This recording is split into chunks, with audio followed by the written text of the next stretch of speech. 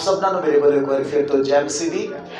तो परमेश्वर का धन्यवाद करते हाँ जिस खुदा ने सानू प्रभु की बाणी दे विचों अज ये सीखण का मौका दिता है। प्रभु के कलाम दे विचों अज असीं सीखांगे। मेरा टॉपिक है टीचिंग फ्रॉम फिग ट्री। कहने दा भाव शिक्षा जिहड़ी आ अंजीर दे पेड़ तो। हालेलुया। सब हाथ उठा के बोलिए हालेलुया। मैं खुदा का धन्यवाद करदा हाँ जिस खुदा ने सानू इकट्ठे किया है कि असीं प्रभु की आराधना के लिए सब इकट्ठे हुए हाँ ते सबना ने गा वजा के आराधना करके रूह विच भर के प्रभु की महिमा की, खुदा की सताइश की है।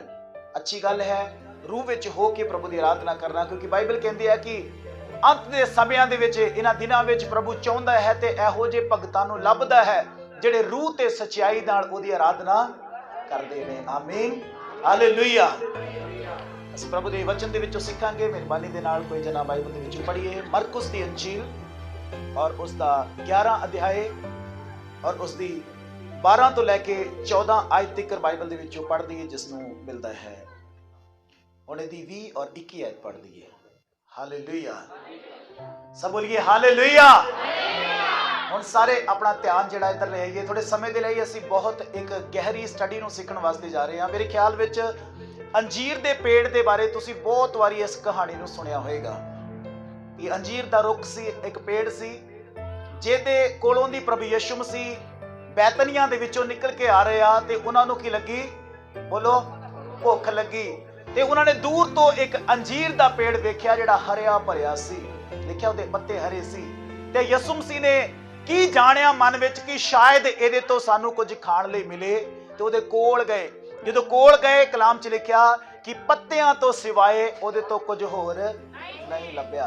ते फिर प्रभु ने की होया, उस पेड़ दे उत्ते गुस्सा आया ते यीशु मसीह ने की कीता, उस पेड़ नूं श्रापित कीता, उहनूं श्राप दिता। मेरे भैणों भाईओ बाइबल कहंदी आ कि पूरी जिंदगी दे विच यीशु मसीह ने किसी नूं श्राप नहीं दिता। यीशु मसीह प्यार करने वाला परमेश्वर है। हालेलुया। वो प्यार करने वाला ते क्षमा करने वाला बाप है। पर इत्थे पूरी बाइबल दे विच इक्को ही जगह ऐसी मिलदी है जिथे प्रभु यीशु मसीह ने किसी नूं श्राप दिता होवे।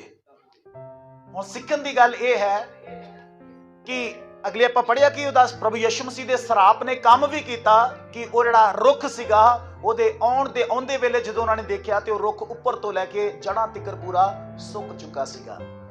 ਹੁਣ ਧਿਆਨ ਕਰਨ ਦੀ ਗੱਲ ਇਹ ਹੈ 13 ਆਇਤ ਵਿੱਚੋਂ ਅਸੀਂ ਪੜਿਆ ਕਿ ਪੱਤਿਆਂ ਤੋਂ ਸਿਵਾਏ ਉਹਦੇ ਤੋਂ ਹੋਰ ਕੁਝ ਵੀ ਨਾ ਮਿਲਿਆ। ਕਿਉਂ ਨਾ ਮਿਲਿਆ?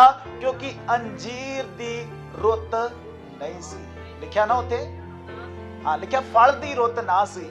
ਹੁਣ ਇਹ ਸਿੱਖਣ ਦੀ ਗੱਲ ਆ कि जेकर अज दे समय दे विच असीं पंजाबी लोग हाँ, हरियाणे च रहिंदे आ पर पंजाबी बोलदे आ, कुछ हिंदी बोलदे आ, पर असीं सारे अपने नेड़े तेड़े ते रुखां बारे, फ्रूटां बारे, पेड़ां बारे सब जानदे आ कि अंब किहड़ी रुੱਤ विच आउंदे आ और सेब किहड़ी रुੱਤ विच आउंदे आ। असीं सब जानदे आ ना, बोलो हालेलुया।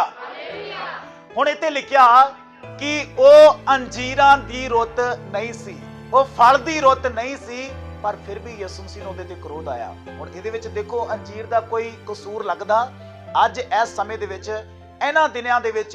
हुण तुसीं जेकर अमरूद दे रुख दे कोल जाओगे ते तुहानूं अमरूद नहीं मिलने, क्योंकि अमरूदां दी रुੱਤ नहीं आ। इदां ही कि नहीं बोलो, ये अमरूदां दी रुੱਤ नहीं आ। ते जे इन्हां समयां विच तुसीं अमरूद दे रुख दे कोल जाओ ते जाके फिर उत्ते गुस्से करो भी तूं सानूं अमरूद नहीं दित्ते, तैनूं अमरूद क्यों नहीं लगे, ते तुसीं सोचो फिर इहदे च अमरूद दा कोई गुस्सा है, ओहदा कोई कसूर है? इत्थे लिखिया आ 13 आयत दी आखिरी लाइन दे विच कि ओहदे तो पत्तियां तो सिवाए होर कुछ ना मिलिया, क्योंकि अंजीरां दे फल दी रुੱਤ नहीं सी। पर फिर भी यीशु मसीह नूं क्रोध आया। इहदा की कारण है? हालेलुया। तो एक बहुत अच्छी शिक्षा है मेरे भैणों भाईओ। बाइबल दे विचों असीं सिखांगे इस गल नूं कि क्यों प्रभु यीशु मसीह नूं इस अंजीर ते क्रोध आया, क्यों इस पेड़ दे उत्ते क्रोध आया। हालांकि वो अंजीरां दी रुੱਤ नहीं सी, पर फिर भी यीशु नूं क्रोध आया। और वड्डी गल इह आ कि जिंदगी च कदे भी यीशु ने किसी नूं श्राप नहीं दिता, पर इत्थे उहने इन्ना क्रोध कीता कि उहने श्राप तक दे दिता। ये सीखण दी गल है। हालेलुया। हुण असीं इहदी गहराई दे विच जावांगे कि की कारण है यीशु मसीह ने अंजीरां दी रुੱਤ ना हुंदियां होयां भी अंजीर नूं श्रापित कीता। ਜੇਕਰ ਅਸੀਂ ਬਾਈਬਲ ਦੇ ਇਤਿਹਾਸਕਾਰਾਂ ਦੇ ਸਿੱਖੇ ਮੁਤਾਬਕ ਜਾਂ ਉਹਨਾਂ ਦੇ ਦੱਸੇ ਮੁਤਾਬਕ ਜਾਣੀਏ ਤੇ ਬਾਈਬਲ ਦੱਸਦੀ ਹੈ, ਜਾਂ ਫਿਰ ਇਜ਼ਰਾਈਲ ਦੇ ਜਿਹੜੇ ਇਤਿਹਾਸਕਾਰ ਆ ਉਹਨਾਂ ਦਾ ਕਹਿਣਾ ਹੈ ਕਿ ਇਜ਼ਰਾਈਲ ਦੀ ਹਰ ਚੀਜ਼ ਜੋ ਹੈ ਉਹਦਾ ਕੋਈ ਨਾ ਕੋਈ ਮਤਲਬ ਹੈ। ਉਹਨਾਂ ਦੇ ਬਣਾਏ ਗਏ ਕੈਲੰਡਰ, ਉਹਨਾਂ ਦੀਆਂ ਬਣਾਈਆਂ ਗਈਆਂ ਤਰੀਕਾਂ, ਪਰਬ ਤਿਉਹਾਰ, ਉਹ ਇਥੋਂ ਤੀਕਰ ਕਿ ਉਹਨਾਂ ਦੇ ਜਿਹੜੇ ਪੇੜ ਪੌਦੇ ਆ ਉਹਨਾਂ ਦਾ ਵੀ ਕੋਈ ਨਾ ਕੋਈ ਆਤਮਿਕ ਅਰਥ ਹੈ ਜਿਨ੍ਹਾਂ ਨੇ ਆਪਣੇ ਨਾਮ ਰੱਖੇ ਆ। ਤੁਹਾਨੂੰ ਯਾਦ ਹੋਏਗਾ ਬਾਈਬਲ ਵਿੱਚ ਜਦੋਂ ਨਾਮ ਰੱਖੇ ਗਏ ਤੇ ਨਾਮਾਂ ਦਾ ਮਤਲਬ ਤੀਕਰ ਵੀ ਜਾਣਿਆ ਗਿਆ। ਹੰਨਾ ਨੇ ਆਪਣੇ ਪੁੱਤਰ ਸੈਮੂਅਲ ਦਾ ਨਾਮ ਸੈਮੂਅਲ ਰੱਖਿਆ, ਕਿਉਂ? ਕਿਉਂਕਿ ਸੈਮੂਅਲ ਦਾ ਮਤਲਬ ਆ ਮੰਗ ਕੇ ਲੈਣਾ। ਹਾਲੇਲੂਇਆ। ਹਰੇਕ ਚੀਜ਼ ਦਾ ਕੋਈ ਨਾ ਕੋਈ ਮਤਲਬ ਆ। ਤੇ ਮੇਰੇ ਭੈਣੋ ਭਾਈਓ, ਇਜ਼ਰਾਈਲ ਦੇ ਵਿੱਚ ਰੁੱਖਾਂ ਦਾ ਵੀ ਕੋਈ ਨਾ ਕੋਈ ਮਤਲਬ ਹੈ। ਇਸ ਰੁੱਖ ਦੀ ਜਦੋਂ ਇਤਿਹਾਸਕਾਰਾਂ ਨੇ ਪਰਖ ਕੀਤੀ, ਇਹਦੇ ਬਾਰੇ ਜਾਣਿਆ ਫਿਲਾਸਫਰਕਾਰਾਂ ਨੇ, ਤੇ ਉਹਨਾਂ ਨੇ ਇਸ ਗੱਲ ਨੂੰ ਪਰਖਿਆ ਕਿ ਅੰਜੀਰ ਦੇ ਪੇੜ ਦੀ ਇੱਕ ਖਾਸੀਅਤ ਸੀ। ਧਿਆਨ ਨਾਲ ਸੁਣਨਾ ਇਸ ਗੱਲ ਨੂੰ। ਅੰਜੀਰ ਦੇ ਰੁੱਖ ਦੀ ਇੱਕ ਖਾਸੀਅਤ ਸੀ। ਖਾਸੀਅਤ ਕੀ ਸੀਗੀ? ਕਿ ਜਦੋਂ ਉਹਦੇ ਉੱਤੇ ਪੱਤੇ ਲੱਗਦੇ ਸੀ ਉਦੋਂ ਹੀ ਉਹਦੇ ਉੱਤੇ ਫਲ ਵੀ ਲੱਗਦਾ ਸੀ। ਜਦੋਂ ਉਹਦੇ ਫਲ ਜਿਹੜੇ ਆ ਉਹ ਝੜ ਜਾਂਦੇ ਸੀ ਜਾਂ ਫਿਰ ਲੋਕ ਲਾ ਲੈਂਦੇ ਸੀ, ਫਲ ਨਿਕਲ ਜਾਂਦਾ ਸੀ, ਉਸ ਤੋਂ ਬਾਅਦ ਉਹਦੇ ਪੱਤੇ ਵੀ ਜਿਹੜੇ ਆ ਉਹ ਵੀ ਝੜ ਜਾਂਦੇ ਸੀ। ਉਹ ਪੇੜ ਬਿਲਕੁਲ ਗੰਜਾ ਹੋ ਜਾਂਦਾ ਸੀ। ਮੈਂ ਪੰਜਾਬ ਦੇ ਵਿੱਚ ਜਿਹੜੀਆਂ ਨਾਖਾਂ ਹੁੰਦੀਆਂ, ਨਾਖਾਂ ਦੇ ਰੁੱਖ ਦੇਖੇ ਆ।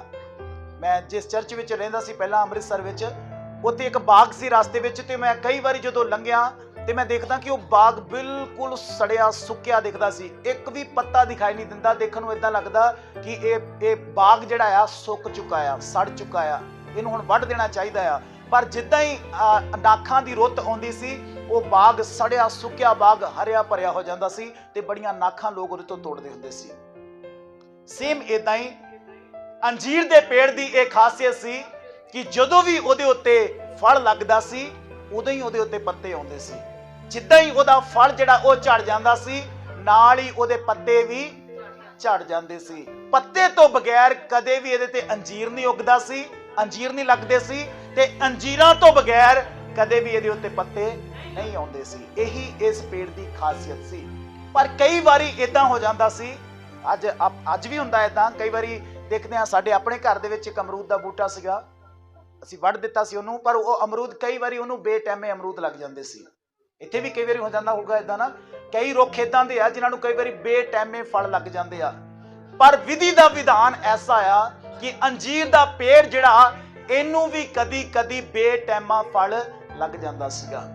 ਪਰ ਐਸਾ ਕਦੀ ਨਹੀਂ ਹੋ ਸਕਦਾ ਕਿ ਜੇ ਪੇੜ ਦੇ ਉੱਤੇ ਫਲ ਲੱਗੇ ਆ ਤੇ ਪੱਤੇ ਨਾ ਲੱਗਣ, ਜਾਂ ਫਿਰ ਪੱਤੇ ਲੱਗੇ ਆ ਤੇ ਫਲ ਨਾ ਲੱਗਣ। ਜਦੋਂ ਪੱਤੇ ਨਿਕਲੇ ਆ ਮਤਲਬ ਉੱਤੇ ਫਲ ਜ਼ਰੂਰ ਹੋਏਗਾ, ਭਾਵੇਂ ਬੇਟਾਈਮਾ ਹੀ ਕਿਉਂ ਨਹੀਂ ਆ। Hallelujah, hallelujah. ਨਹੀਂ ਤੇ ਪ੍ਰਭੂ ਯਿਸੂ ਮਸੀਹ ਇਜ਼ਰਾਈਲ ਦੇ ਰਹਿਣ ਵਾਲੇ ਸੀਗੇ, ਉਹ ਯਰੂਸ਼ਲਮ ਦੇ ਰਹਿਣ ਵਾਲੇ ਸੀਗੇ। ਉਹ ਜਾਣਦੇ ਸੀ, ਜਿੱਦਾਂ ਅਸੀਂ ਆਪਣੇ ਸਮਿਆਂ ਦੇ ਪੇੜਾਂ ਬਾਰੇ, ਰੁੱਖਾਂ ਬਾਰੇ ਸਭ ਜਾਣਦੇ ਆ। ਯਿਸੂ ਮਸੀਹ ਵੀ ਬਚਪਨ ਤੋਂ ਉਹਨਾਂ ਹੀ ਪਿੰਡਾਂ ਸ਼ਹਿਰਾਂ ਵਿੱਚ ਰਹਿ ਕੇ ਪਲੇ। ਉਹਨਾਂ ਨੂੰ ਵੀ ਪਤਾ ਸੀਗਾ ਕਿ ਅੰਜੀਰ ਦੇ ਰੁੱਖ ਦੀ ਇਹ ਖਾਸੀਅਤ ਆ ਕਿ ਬੇਟਾਈਮਾ ਵੀ ਕਦੀ ਕਦੀ ਉਹ ਅੰਜੀਰ ਦੇ ਦਿੰਦਾ, ਪਰ ਖਾਸੀਅਤ ਇਹ ਆ ਕਿ ਜੇ ਪੱਤੇ ਆ ਅੰਜੀਰ ਜ਼ਰੂਰ ਹੋਣਗੇ, ਤੇ ਜੇ ਅੰਜੀਰ ਆ ਪੱਤੇ ਜ਼ਰੂਰ ਹੋਣਗੇ, ਤੇ ਜੇ ਅੰਜੀਰ ਨਹੀਂ ਆ ਤੇ ਪੱਤੇ ਝੜ ਜਾਣਗੇ। ਪਰ ਇੱਥੇ ਲਿਖਿਆ ਪ੍ਰਭੂ ਦੇ ਕਲਾਮ ਦੇ ਵਿੱਚ ਕਿ ਜਦੋਂ ਦੂਰ ਤੋਂ ਉਹਨਾਂ ਨੇ ਅੰਜੀਰ ਦੇ ਪੇੜ ਨੂੰ ਦੇਖਿਆ ਤੇ ਹਰਿਆ ਭਰਿਆ ਸੀ, ਤੇ ਯਿਸੂ ਮਸੀਹ ਨੇ ਜਾਣਿਆ ਕਿ ਜਾਣੀਏ ਕਿ ਉਹਦੇ ਤੋਂ ਸਾਨੂੰ ਅੰਜੀਰ ਖਾਣ ਵਾਸਤੇ ਮਿਲਣ। ਪਰ ਜਦੋਂ ਕੋਲ ਗਏ ਤਾਂ ਕੀ ਵੇਖਿਆ? ਪੱਤਿਆਂ ਤੋਂ ਸਿਵਾਏ ਉਹਦੇ ਤੋਂ ਕੁਝ ਹੋਰ ਨਹੀਂ ਲੱਭਿਆ। ਹਾਲੇਲੂਇਆ। ਤੋਂ ਇਹ ਰੁੱਖ ਜਿਹੜਾ ਸੀਗਾ ਆਪਣੀ ਵਿਧੀ ਦੇ ਉਲਟ ਚੱਲ ਰਿਹਾ ਸੀਗਾ। ਕਹਿਣ ਦਾ ਭਾਵ ਕਿ ਉਹ ਦਿਖਾਵਾ ਕਰ ਰਿਹਾ ਸੀਗਾ ਲੋਕਾਂ ਨੂੰ ਕਿ ਮੇਰੇ ਤੇ ਪੱਤੇ ਆ ਤੇ ਮੇਰੇ ਤੇ ਫਲ ਵੀ ਆ। ਪਰ ਲੋਕ ਜਿਹੜੇ ਇਹ ਜਾਣਦੇ ਸੀ ਪੂਰਾ ਇਤਿਹਾਸ ਕਿ ਇਸ ਰੁੱਖ ਦਾ ਇਤਿਹਾਸ ਇਹ ਆ ਕਿ ਜੇ ਪੱਤੇ ਆ ਤੇ ਫਲ ਜ਼ਰੂਰ ਹੋਏਗਾ। ਪਰ ਇਹ ਧੋਖਾ ਦੇਣ ਵਾਲਾ ਪੇੜ ਸੀ, ਇਹ ਦਿਖਾਵਾ ਕਰਨ ਵਾਲਾ ਪੇੜ ਸੀ। ਦਿਖਾਵਾ ਕਰਦਾ ਸੀ ਦੁਨੀਆ ਨੂੰ ਕਿ ਮੈਂ ਹਰਿਆ ਭਰਿਆ ਆ, ਪਰ ਦੁਨੀਆ ਜਦੋਂ ਲਾਗੇ ਜਾਂਦੀ ਸੀ ਕੱਲੇ ਪੱਤੇ ਹੀ ਲੱਭਦੇ ਸੀ, ਰੁੱਖ ਤੋਂ ਇਹਨਾਂ ਨੂੰ ਫਲ ਲੱਭਦਾ ਨਹੀਂ ਸੀ। ਯਿਸੂ ਮਸੀਹ ਨੇ ਵੀ ਇਸੇ ਕਰਕੇ ਭੁਲੇਖਾ ਖਾਦਾ।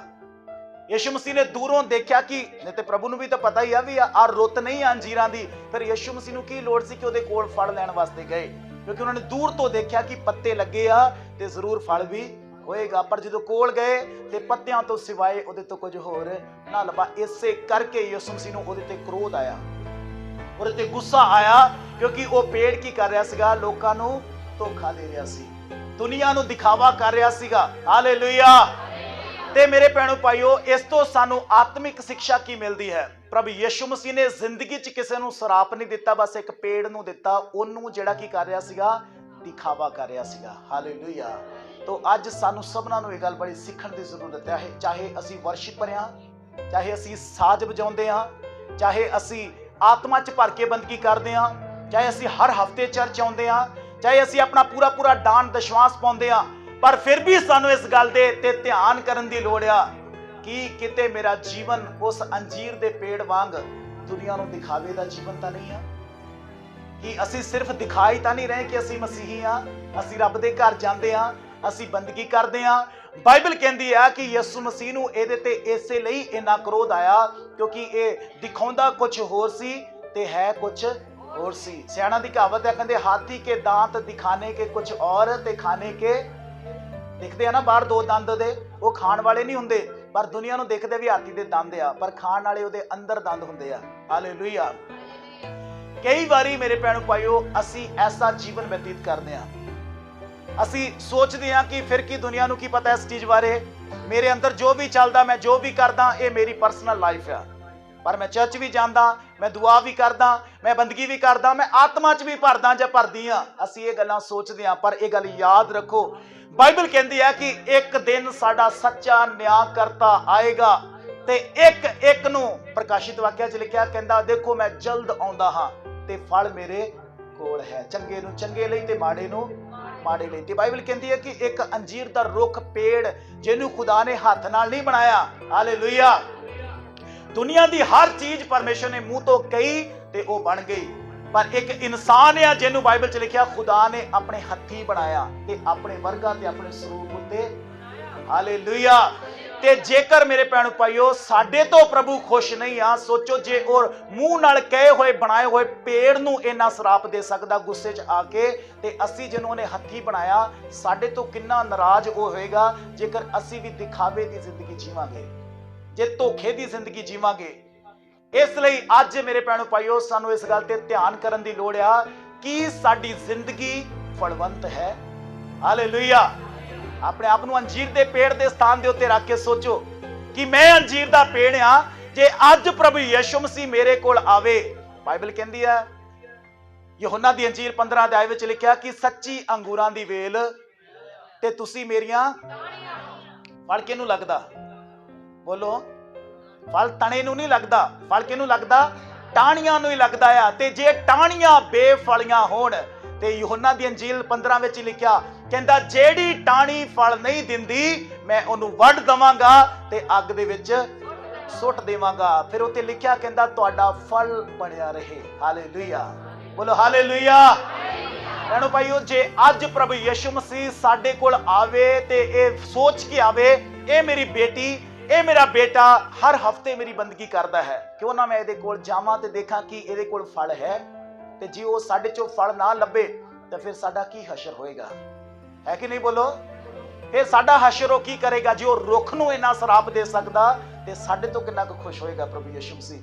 ਹੁਣ ਸਿੱਖਣ ਦੀ ਗੱਲ ਇਹ ਹੈ ਕਿ ਸਾਡੇ ਵਿੱਚ ਫਲ ਕੀ ਹੋਣਾ ਚਾਹੀਦਾ ਆ।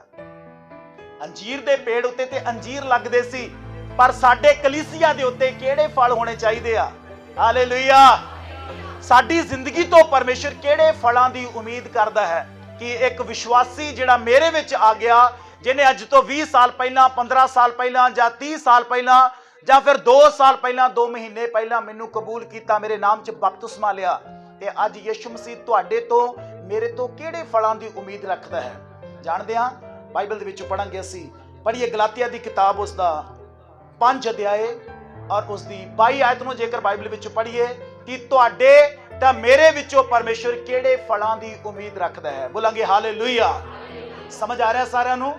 ਬੋਲੋ ਹਾਲੇਲੂਇਆ। ਤੁਹਾਡੇ ਤੇ ਮੇਰੇ ਜੀਵਨ ਵਿੱਚ ਫਲ ਹੋਣਾ ਬੜਾ ਜ਼ਰੂਰੀ ਹੈ ਮੇਰੇ ਭੈਣੋ ਭਾਈਓ। ਜੇ ਫਲ ਨਹੀਂ ਆ ਜੀਵਨ ਦੇ ਵਿੱਚ ਤੇ ਬਾਈਬਲ ਕਹਿੰਦੀ ਫਿਰ ਸਾਡਾ ਜੀਵਨ ਜਿਹੜਾ ਆ ਉਹ ਸਿਰਫ ਦਿਖਾਵੇ ਦਾ ਜੀਵਨ ਹੈ। ਜੇ ਉਹਦੇ 'ਚ ਫਲ ਨਹੀਂ ਆ ਤਾਂ ਫਲ ਹੋਣਾ ਜ਼ਰੂਰੀ ਹੈ। ਆਈਏ ਪੜਾਂਗੇ ਕਿ ਉਹ ਫਲ ਹੈ ਕੀ ਆ। ਪੜ੍ਹੀਏ। ਆਤਮਾ ਦਾ ਫਲ ਤਾਂ ਇਹ ਹੈ, ਹਾਂ, ਪਿਆਰ, ਆਨੰਦ, ਹਾਲੇਲੂਇਆ। ਸਭ ਤੋਂ ਪਹਿਲੀ ਗੱਲ ਕਹਿੰਦਾ ਆਤਮਾ ਦਾ ਫਲ ਤਾਂ ਇਹ ਆ ਜਿਹੜਾ ਪ੍ਰਭੂ ਚਾਹੁੰਦਾ ਆ ਕਿ ਤੁਹਾਡੇ ਵਿੱਚ ਤੇ ਮੇਰੇ ਵਿੱਚ ਦਿਖਾਈ ਦੇਵੇ, ਤੁਹਾਡੇ ਵਿੱਚ ਤੇ ਮੇਰੇ ਵਿੱਚ ਹੋਵੇ। ਜੇ ਇਹ ਫਲ ਨਹੀਂ ਆ ਤਾਂ ਫਿਰ ਪ੍ਰਭੂ ਨੂੰ ਸਾਡੇ ਤੇ ਗੁੱਸਾ ਹੈ ਕਿ ਤੂੰ ਦਿਖਾਉਂਦਾ ਆ ਮਸੀਹੀ ਪਰ ਤੂੰ ਹੈ ਮਸੀਹੀ ਨਹੀਂ ਆ। ਹਾਲੇਲੂਇਆ। ਸਭ ਤੋਂ ਪਹਿਲੀ ਗੱਲ ਕਿ ਫਲ ਕੀ ਹੋਣਾ ਚਾਹੀਦਾ ਆ, ਕਹਿੰਦਾ ਪ੍ਰੇਮ ਤੁਹਾਡੇ ਵਿੱਚ ਹੋਣਾ। ਨਿੱਕੀ ਨਿੱਕੀ ਗੱਲ ਤੇ ਗੁੱਸਾ ਆਉਣਾ ਨਹੀਂ ਚਾਹੀਦਾ, ਰੁੱਸਣਾ ਨਹੀਂ ਚਾਹੀਦਾ, ਪ੍ਰੇਮ ਹੋਵੇ। ਹਾਂਜੀ, ਆਨੰਦ, ਸ਼ਾਂਤੀ, ਧੀਰਜ, ਦਿਆਲਗੀ, ਭਲਾਈ, ਵਫਾਦਾਰੀ, ਨਰਮਾਈ, ਸੰਯਮ। ਆਮੀਨ, ਬੋਲੋ ਹਾਲੇਲੂਇਆ। ਸੁਣਿਆ ਸਾਰਿਆਂ ਨੇ ਧਿਆਨ ਦੇ ਨਾਲ? ਤੇ ਕਿਹੜੇ ਆ ਆਤਮਾ ਦੇ ਫਲ ਜਿਹੜੇ ਸਾਡੇ ਵਿੱਚ ਹੋਣੇ ਚਾਹੀਦੇ ਆ? ਬੋਲੋ ਪ੍ਰੇਮ, ਆਨੰਦ, ਸ਼ਾਂਤੀ, ਵਫਾਦਾਰੀ। ਵਫਾਦਾਰੀ ਕਿਹਦੇ ਨਾਲ? ਬੋਲੋ ਭੈਣੋ ਭਾਈਓ। ਪਰ ਕਈ ਵਾਰੀ ਉਲਟ ਹੋ ਜਾਂਦਾ, ਅਸੀਂ ਆਪਣੇ ਪਤੀ ਨਾਲ ਵਫਾਦਾਰ ਆ, ਪਤਨੀ ਨਾਲ ਵਫਾਦਾਰ ਆ, ਆਪਣੇ ਬੱਚਿਆਂ ਨਾਲ ਵਫਾਦਾਰ ਆ। ਜਦੋਂ ਬੱਚਿਆਂ ਤੇ ਗੱਲ ਆਉਂਦੀ ਫਿਰ ਅਸੀਂ ਉੱਠ ਕੇ ਬੋਲਦੇ ਆ, ਜਦੋਂ ਸਾਡੇ ਘਰਦਿਆਂ ਤੇ ਗੱਲ ਆਉਂਦੀ ਫਿਰ ਅਸੀਂ ਉੱਠ ਕੇ ਬੋਲਦੇ ਆ। ਪਰ ਖੁਦਾ ਨਾਲ ਵਫਾਦਾਰ ਇਸ ਤੋਂ ਵੱਧ ਕੇ ਹੋਣਾ ਹੈ। ਹਾਲੇਲੂਇਆ। ਇੱਥੇ ਵਫਾਦਾਰੀ ਕੱਲੀ ਪਤੀ ਪਤਨੀ ਦੀ ਨਹੀਂ, ਕੱਲੇ ਬੱਚਿਆਂ ਦੀ ਤੇ ਮਾਤਾ ਪਿਤਾ ਦੀ ਨਹੀਂ, ਇੱਥੇ ਵਫਾਦਾਰੀ ਖੁਦਾ ਦੀ ਗੱਲ ਚੱਲ ਰਹੀ ਆ। ਵਫਾਦਾਰੀ ਸਾਰੀ ਚੀਜ਼ਾਂ ਨਾਲ, ਖੁਦਾ ਨਾਲ ਵੀ, ਖੁਦਾ ਦੇ ਦਾਸਾਂ ਨਾਲ ਵੀ, ਖੁਦਾ ਦੇ ਘਰ ਨਾਲ ਵੀ, ਔਰ ਆਪਸ ਵਿੱਚ ਹੀ ਭੈਣ ਭਰਾਵਾਂ ਦੇ ਨਾਲ ਵੀ। ਹਾਲੇਲੂਇਆ।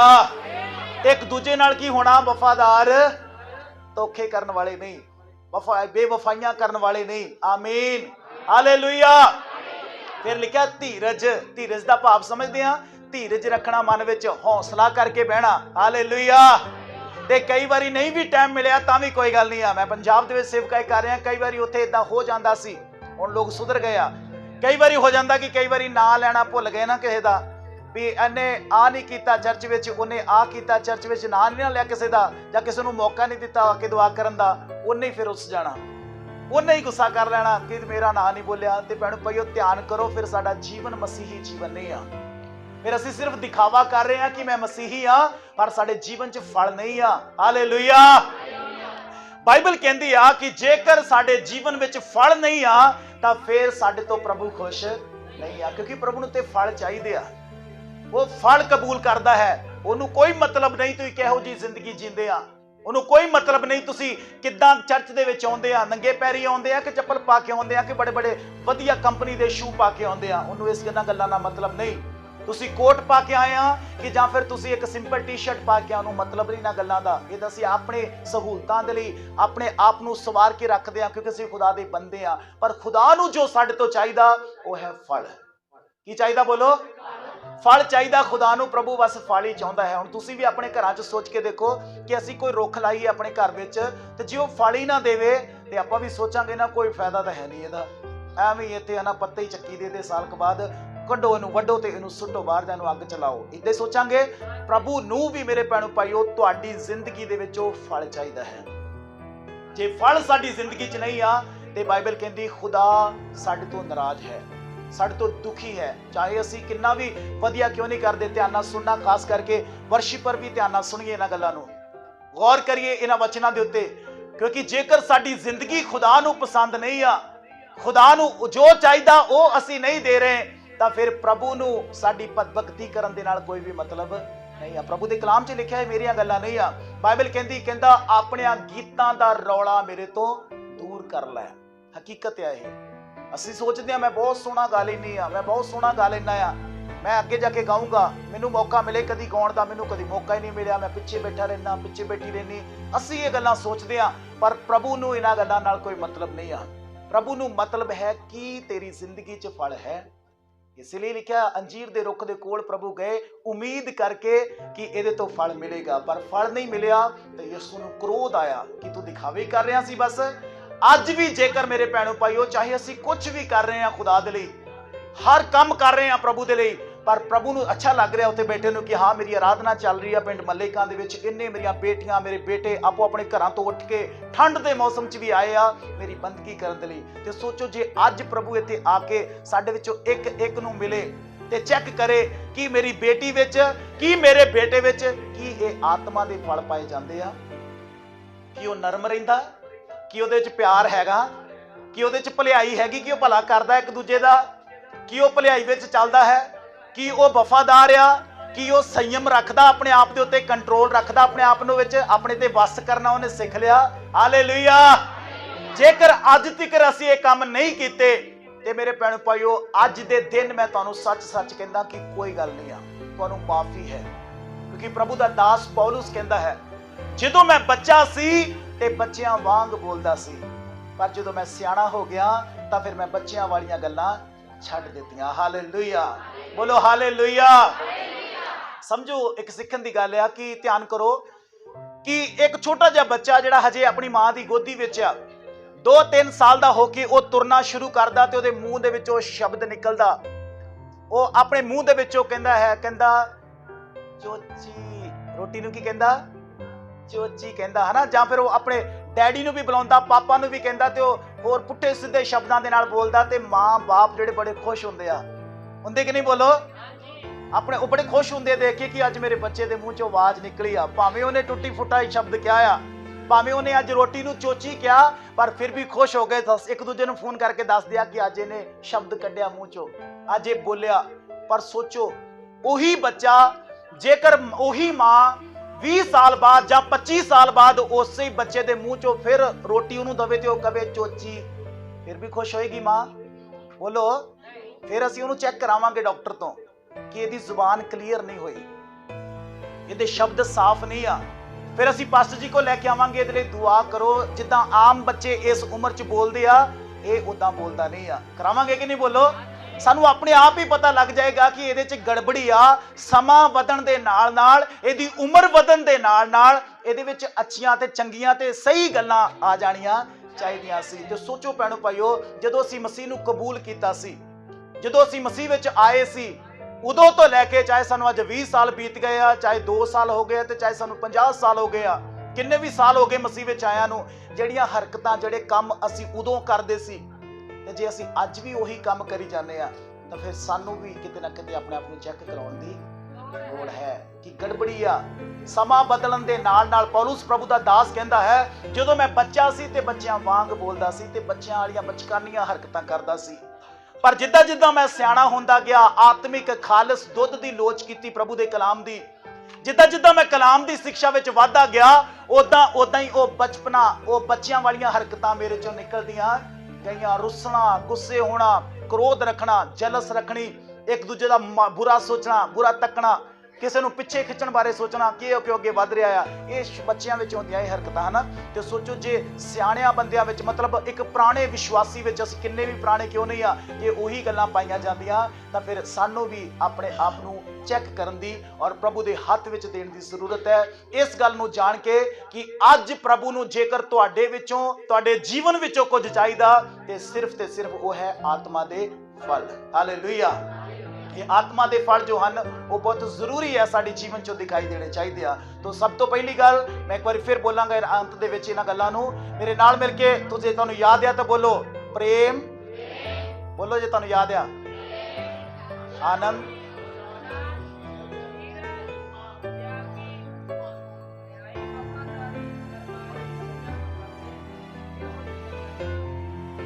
ਬਸ। Hallelujah, hallelujah.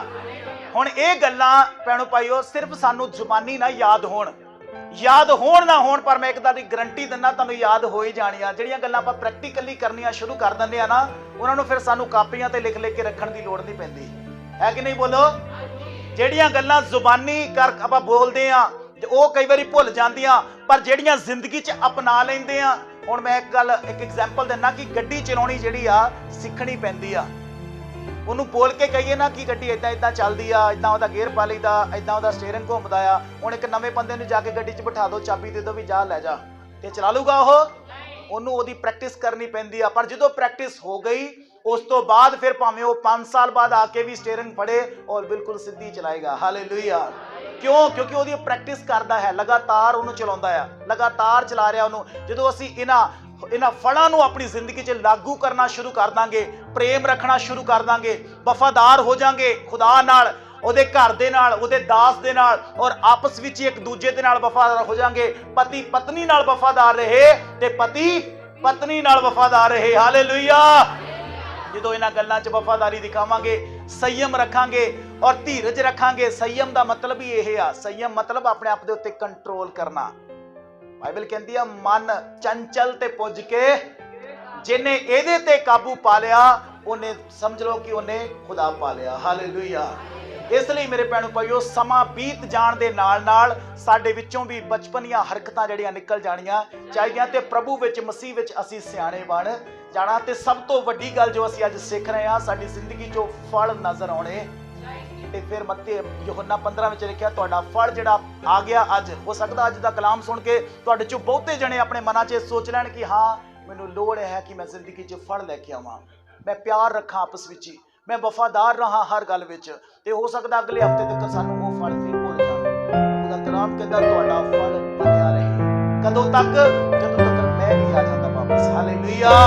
ਜਾਂ ਫਿਰ ਜਦੋਂ ਤੱਕ ਅਸੀਂ ਨਹੀਂ ਇਸ ਦੁਨੀਆ ਤੋਂ ਚਲੇ ਜਾਂਦੇ, ਤੁਹਾਡਾ ਫਲ ਬਣਿਆ ਰਹੇ। ਆਮੀਨ। ਹਾਲੇਲੂਇਆ। ਇਸ ਲਈ ਮੇਰੇ ਖੁਦਾ ਦੇ ਅਜ਼ੀਜ਼ ਲੋਗੋ, ਜ਼ਰੂਰੀ ਹੈ ਸਾਡੀ ਜ਼ਿੰਦਗੀ 'ਚੋਂ ਫਲ ਨਜ਼ਰ ਆਵੇ। ਜੇ ਫਲ ਨਹੀਂ ਆ ਤੇ ਫਿਰ ਸਾਡਾ ਜੀਵਨ ਦਿਖਾਵੇ ਦਾ ਜੀਵਨ ਹੈ। ਤੇ ਦਿਖਾਵੇ ਵਾਲੇ ਰੁੱਖਾਂ ਤੋਂ, ਦਿਖਾਵੇ ਵਾਲੇ ਜੀਵਨਾਂ ਤੋਂ